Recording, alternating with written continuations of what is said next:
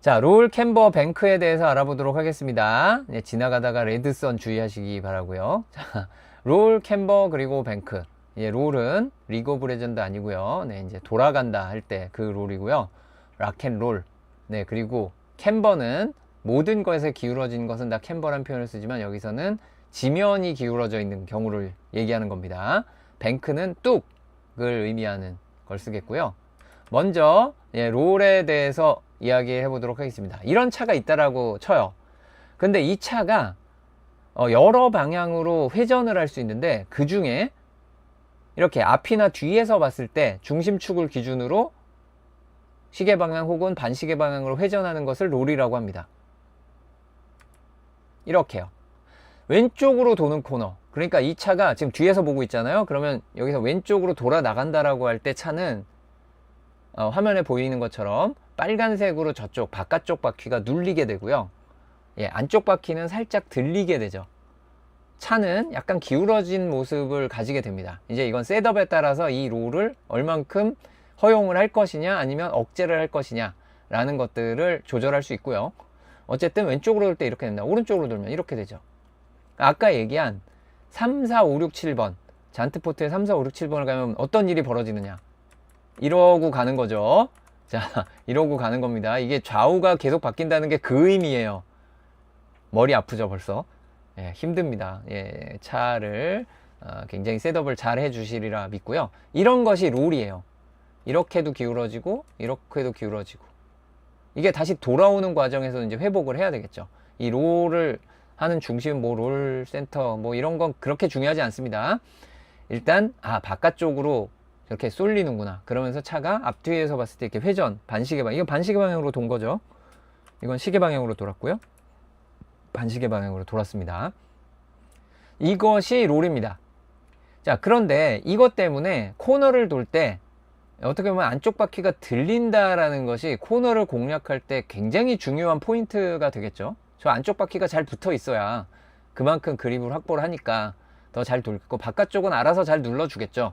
안쪽은 들립니다만 바깥쪽은 이 도는 방향 때문에 자동으로 롤이 눌러줍니다. 자, 그런데 땅바닥이 꼭 이렇게 평평할까요? 라고 하면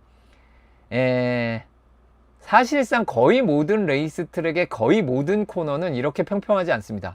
있겠죠. 진짜 뒤지면 진짜 0도, 기울기 0도 나오는 코너가 있기는 있겠죠. 근데 확률적으로 거의 대부분은 기울어져 있습니다. 안쪽으로든 바깥쪽으로든.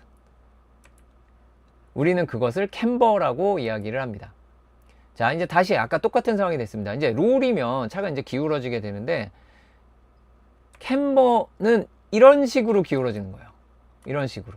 즉, 아까 제가 3, 4, 5, 6, 7에서 차가 기울어지는 모습을 롤을 가지고 설명했는데, 하나도 서스펜션이 작동을 안 하더라도 이러고 가는 겁니다. 길이 이렇다는 거예요. 이것이 캠버입니다.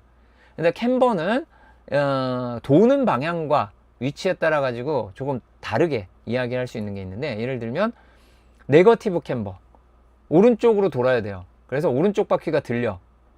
그런데 길이 오히려 왼쪽으로 기울어져 있어요. 이게 이제 오프 캠버 혹은 네거티브 캠버가 되겠습니다. 반대는요, 포지티브 캠버죠. 오른쪽으로 도는 게 아니라 왼쪽으로 도는 거예요.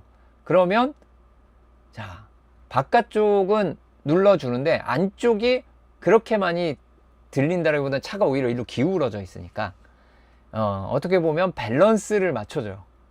그래서 속도를 유지하면서 도는데 상당히 유리해지죠, 포지티브 캠버가.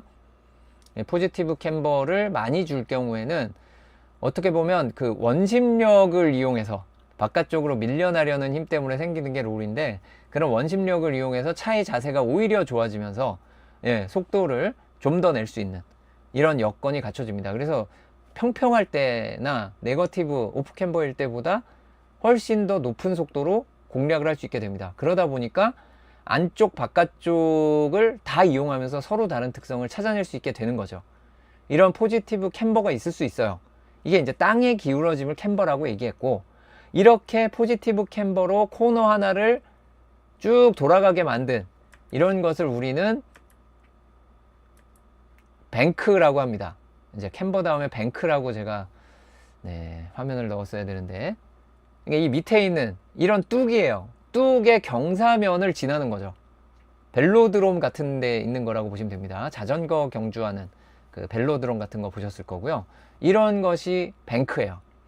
이런 뱅크가 이루어져 있는 거, 그러니까 얼마나 뚝이 졌느냐 라는 뜻이에요. 예. 그래서 잔트포트 서킷에 이게 뱅크죠. 3번 코너. 캠버가 그냥 장난 아닙니다. 정말 많이 기울어져 있고요. 이곳도 아까 우리가 봤던 정말 많은 게 기울어짐이 있는 곳입니다. 자, 이것을 주요 서킷의 주요 코너들 뱅크 비교를 제가 해드릴게요. IMS는 인디애나폴리스 모터 스피드웨이입니다. 한글로 다 쓰기 귀찮아서 저렇게 썼어요. 네, 양심 고백했습니다. 저는 귀찮아서.